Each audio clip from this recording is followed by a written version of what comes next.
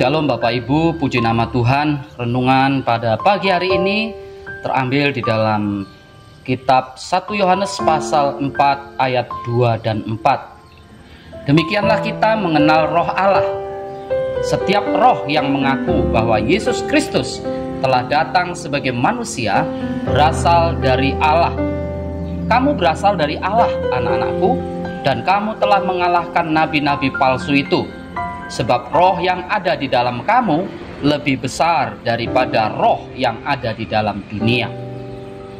Bapak Ibu Saudara sekalian, saya memberikan tema hidup yang dipimpin oleh Roh Kudus. Roh Kudus menolong para murid untuk mengerti kata-kata Kristus di dalam hidup mereka. Roh Kudus menolong mereka untuk memahami kata-kata Kristus sebelum Kristus mati dan naik ke surga. Ini penting karena tanpa pekerjaan Roh Kudus kita tidak mungkin mengerti mengenai arti sebenarnya dari firman Tuhan. Itu sebabnya kita percaya jikalau bukan Roh Kudus yang memberi pertolongan dengan membuka mata kita, telinga, dan menjamah hati kita, maka kita tidak mungkin mengerti. Selain itu, hanya melalui Roh Kudus kita mungkin untuk melihat betapa tidak layaknya kita di hadapan Allah. Tanpa Roh Kudus juga sulit bagi kita untuk melihat kebenaran. Yang perlu kita ketahui lebih lanjut bahwa pertama, Roh Kudus mencurahkan kasih Tuhan di dalam hidup kita. Walaupun kita tahu bahwa Yesus adalah nabi, imam, dan raja.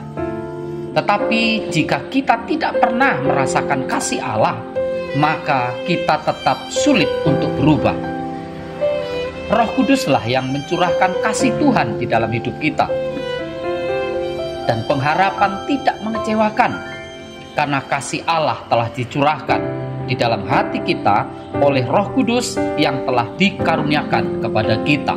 Roma 5 ayat 5. Di saat manusia terus melawan Tuhan, melawan kebenaran, dan terus berbuat dosa, maka jika Tuhan mau, Ia dapat saja membuang kita, karena kita hanyalah ciptaan dan Ia adalah pencipta. Tetapi di saat kita jatuh ke dalam dosa, Allah tetap merencanakan penebusan.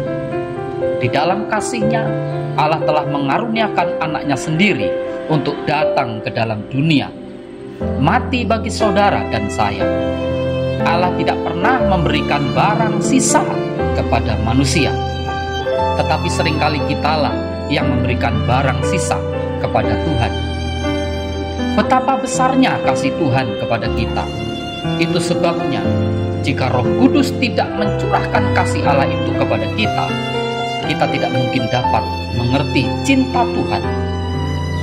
Semakin besar kasih Allah ada di dalam hati kita, maka kita akan semakin merasa rendah.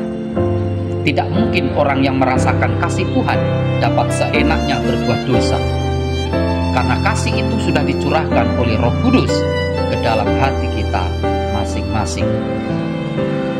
Yang kedua adalah Roh Kudus membuat firman menjadi milik kita. Jika Roh Kudus tidak bekerja, maka firman yang kita dengar hanya sekedar lewat begitu saja. Kita mengerti, tapi tidak percaya. Tetapi di saat Roh Kudus meneguhkan firman itu di dalam hati dan pikiran kita, maka firman itu akan menjadi milik kita, karena Roh Kudus sendiri yang meneguhkan firman itu di dalam hati kita.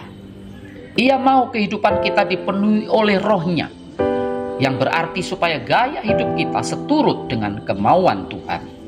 Sebab tanpa dipenuhi Roh-Nya, maka kita akan dikuasai oleh keinginan daging, dan keinginan daging adalah maut.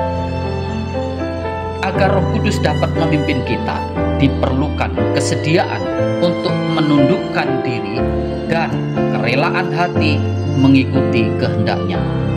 Dari hal-hal kecil sehari-hari, marilah kita selalu minta tuntunan Roh Kudus. Jika ini berlangsung terus-menerus, maka kita akan mengalami betapa luar biasanya hidup di dalam pimpinan Roh Kudus. Bagikan apa yang kita dapat hari ini kepada orang-orang di sekitar kita. agar kabar baik ini tidak hanya sampai dalam diri kita, namun juga menjadi berkat bagi banyak orang. Tuhan Yesus memberkati. Amin.